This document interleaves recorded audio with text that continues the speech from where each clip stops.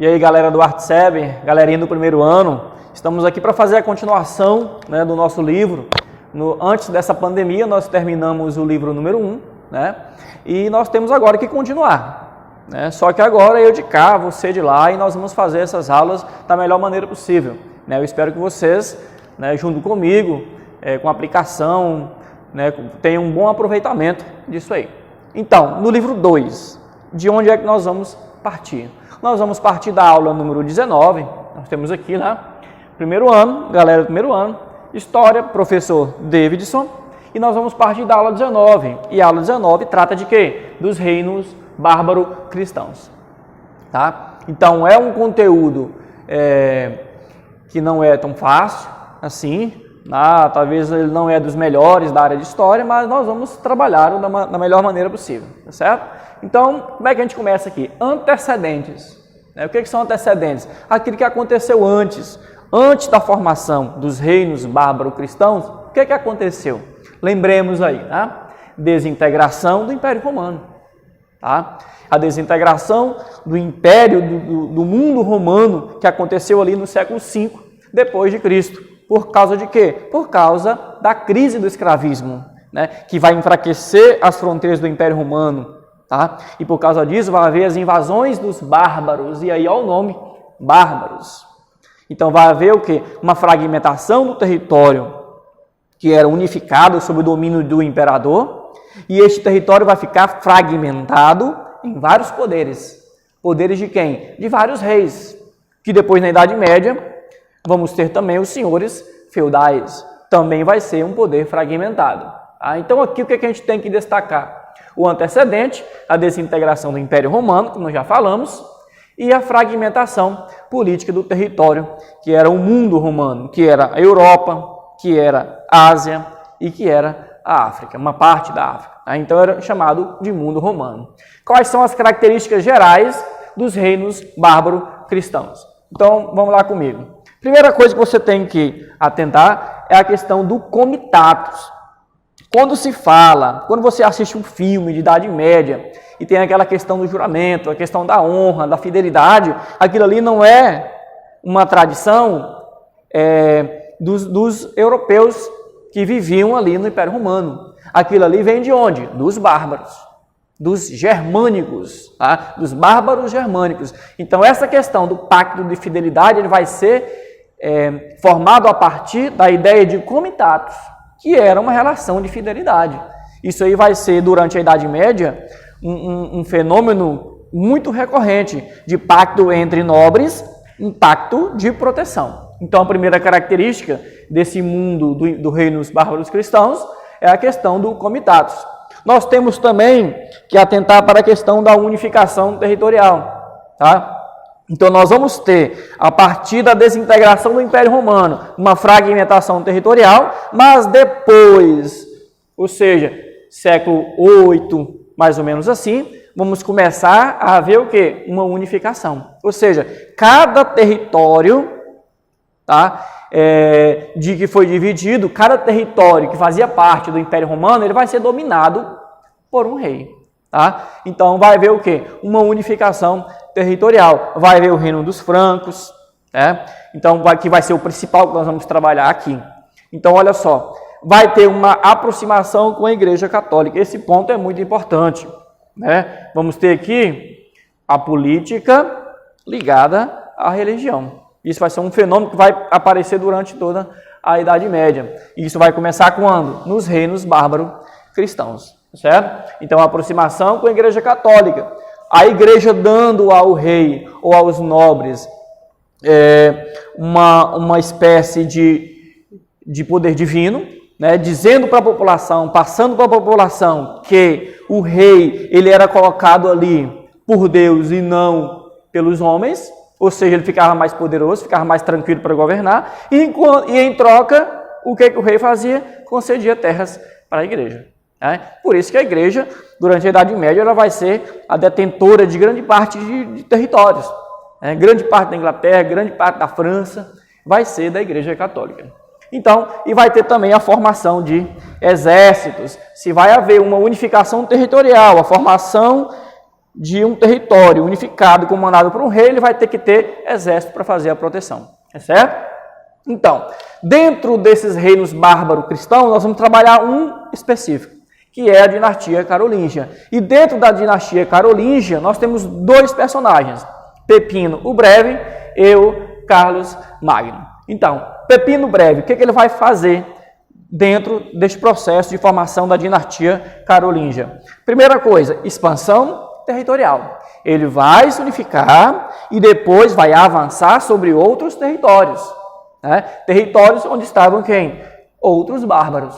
Então ele vai fazer a expansão em cima de outros territórios para crescer o seu reino. Né? Durante esse processo de formação, de início da Idade Média, isso vai ser algo muito recorrente, muito constante, que é o quê? É a invasão de um reino sobre outro reino, tá certo? Então vai haver a expansão territorial e a expulsão dos bárbaros. Então o Pepino Breve, além disso aqui, ele vai fazer o quê? A concessão de terras para a igreja. Pelo fato daquilo que eu acabei de falar. Enquanto a igreja dá o poder para o rei, um poder divino, o rei tinha que dar para a igreja algo em troca, e ela dava terras, tá certo? Então vimos aqui o Pepino Breve, e vamos agora ver Carlos Magno, que é o mais, vamos dizer assim, mais destacado, né, nestes reinos bárbaro-cristãos, aqui especificamente da dinastia carolíngia, certo? Então o que nós temos aqui do Carlos Magno? Se o Pepino Breve começou a expansão territorial, o Carlos Magno vai continuar, e vai expandir ainda mais, tá certo? Vai expandir de uma forma mais avassaladora, de uma forma mais intensa, com uma formação de um exército bem maior, tá certo? Então vamos ter aqui o Carlos Magno com a expansão do Império, e nessa expansão do Império vai ter o combate aos muçulmanos. Né? Neste período também vai haver a formação do islamismo, e o islamismo, né, que foi um movimento que a gente vai ver na próxima aula, que vai ser criado pelo Maomé, a ideia do Islã, a ideia de Alá, tá? Maomé é o profeta, Alá o único Deus a ser seguido, e ele vai haver o quê? Depois que Maomé morre, vai haver uma expansão do islamismo, e o Carlos Magno vai ser um dos responsáveis por combater essa expansão do islamismo.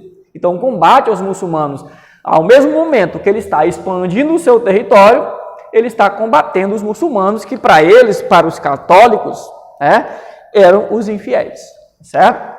Bom, como é que funcionava a administração carolíngia? Que é mais um tópico aqui dentro do Carlos Magno, certo?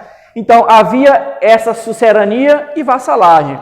A sucerania e vassalagem, ela foi formada a partir desta ideia aqui que eu falei para vocês, do comitatus, que é a questão da fidelidade. Então, o que é a sucerania e a vassalagem? É um pacto entre nobres, e esses nobres juram um para o outro a questão da proteção. Né?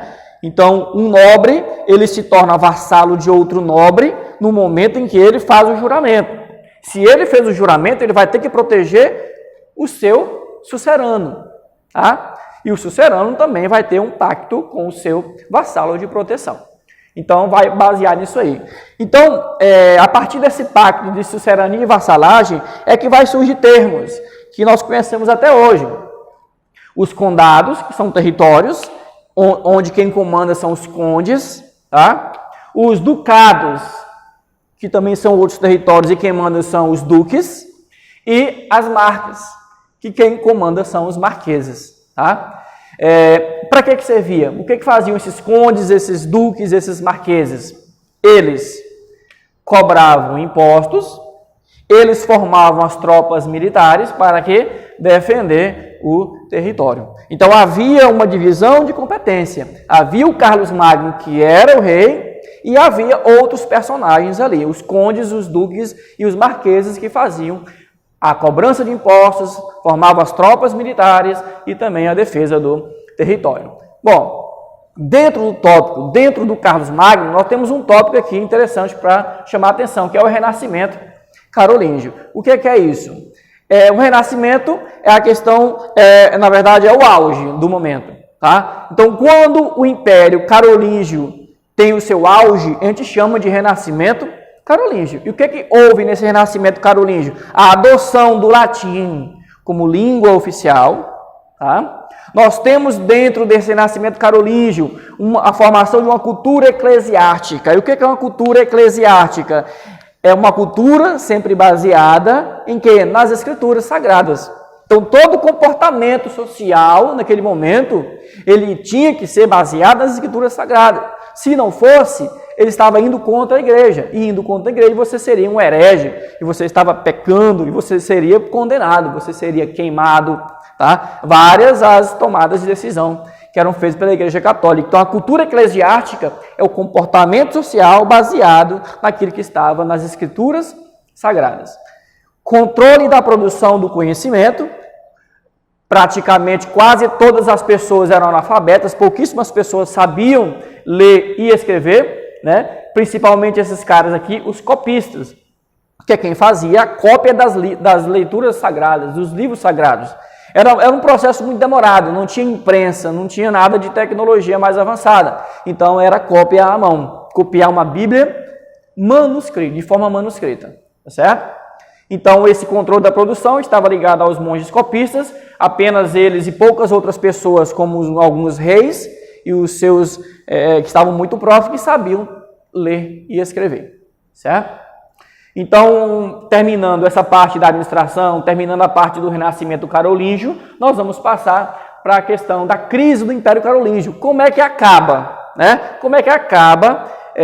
Como é que a gente vai sair do auge do Império Carolíngio? Bom, e para finalizar a nossa aula 19, sobre os reinos bárbaro-cristãos, nós temos que falar sobre a crise do Império Carolíngio. Tá? Aquilo que estava sendo um auge, que nós falamos sobre o renascimento carolíngio, nós vamos ter um momento agora de crise.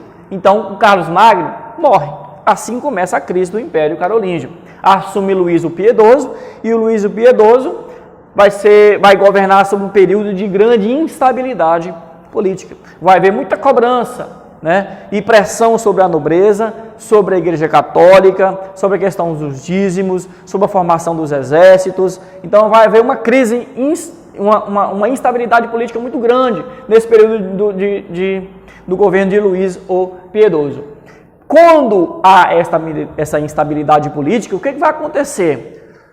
Se durante o governo Carlos Magno e durante o governo do Pepino o Breve eles fizeram uma expansão territorial e expulsaram bárbaros, agora vai haver o inverso, vai haver novas invasões bárbaras. Tá? Então essas novas invasões bárbaras, elas vão ser formadas pelos vikings, os húngaros e os muçulmanos, que o Carlos Magno estava combatendo, estava expulsando os territórios que eram cristãos. Tá? Vai haver um fortalecimento militar da nobreza, e a nobreza vai adquirir muito poder em relação aos reis. Tá?